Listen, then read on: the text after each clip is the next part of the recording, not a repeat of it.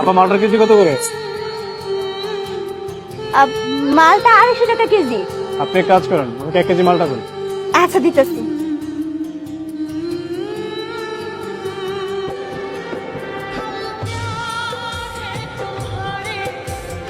এই যে sir.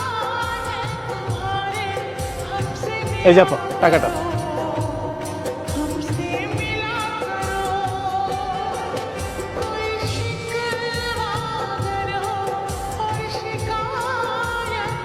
Sir, ও sir আপনি ভাঙতি টাকা টাকা না নিয়ে চলে গেল। আপু, কমলার কেজি কত? কমলা 200 টাকা কেজি। আচ্ছা একটা কাজ করেন, আমাকে 2 কেজি কমলা দেন।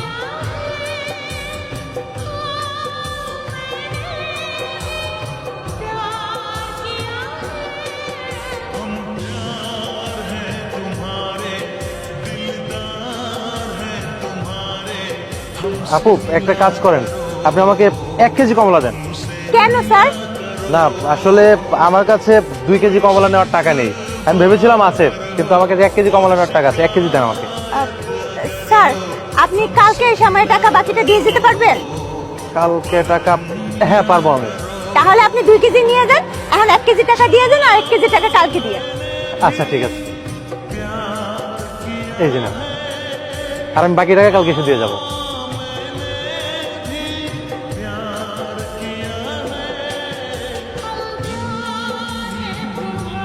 আপা আনার দেখতেছি, আনার তো মনে হয় ভালোই হবে। আনার কত করে? আনার তো স্যার 750 টাকা। কি বলেন, 4টা আনার 750 টাকা? হ্যাঁ স্যার। দেখেই মনে হচ্ছে ফ্রেশ হবে। আচ্ছা আপনি এক কাজ করুন, আমাকে একটা দিয়ে দিন। আচ্ছা এই যে স্যার। দাঁড়ান, আমি আপনার 750 টাকা দিচ্ছি। স্যার 750 লাগবে না, আপনি আমার 500 দেন। 500 টাকা মানে বাকি 250 টাকা? স্যার সেদিন যে আপনি মালটা নিয়ে গেছিলেন, আপনি তখন কি আপনার ভাঙতি টাকা নিতে ভুলে গেছেন? 500 টাকার নোট দিছিলেন, 250 টাকা না নিয়েই চলে গেছিলেন। ওইটা তো আমার কাছেই আছে, আপনি খালি 500 টাকা দিলেই হইব। আপু এই যে নেন আপনার 200 টাকা।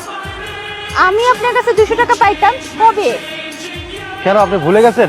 সেদিন তো আপনার দোকান থেকে ফল নিয়ে যাওয়ার সময় 200 টাকা আমার কাছে ছিল না, তাই বাকি রেখে গিয়েছিলাম। আপু আমার মনে আছে, আমি না আসলে আসতে পারি নাই পরের দিন, কারণ আমি অসুস্থ হয়ে পড়ছিলাম, তাই আমার একটু লেট হয়ে গেছে। রেখে দিন আপনার টাকা এটা। সমস্যা নেই ভাই, আপনি যে মনে করে দিয়ে গেছেন এটাই অনেক কিছু। বাহ, দেখুন না ব্যাপারটা কত ইন্টারেস্টিং। আমি আপনার কাছে টাকা পাবো সেটা আপনার মনে আছে, কিন্তু আপনি একজনের কাছে টাকা পাবেন সেটা আপনার মনে নেই। আসলে আপনি নিঃসন্দেহে একজন সৎ মানুষ। সৎ মানুষ না হলে আপনি চাইলেই কিন্তু আমার টাকাটা রেখে দিতে পারতেন, কিন্তু সেই কাজটা আপনি করেননি। আসলে হয়েছে কি স্যার, আমরা নিজেরা যেমন মানুষ, আল্লাহ না আমাকে কপালে তেমন মানুষই জুটায় দেন। আমি আপনার লোকে যদি কোনো খারাপ না করি, আমার লোকে কোনো সময় খারাপ হইব না। এর লেগে আমার কাছে যে পায় সেটা সবসময় আমার মাথায় চিন্তা থাকে, তার টাকা কেমনে পরিশোধ করবো। এর লেগে দেখছেন আমারও আল্লাহ ওরকম মানুষই মিলাই দেয়।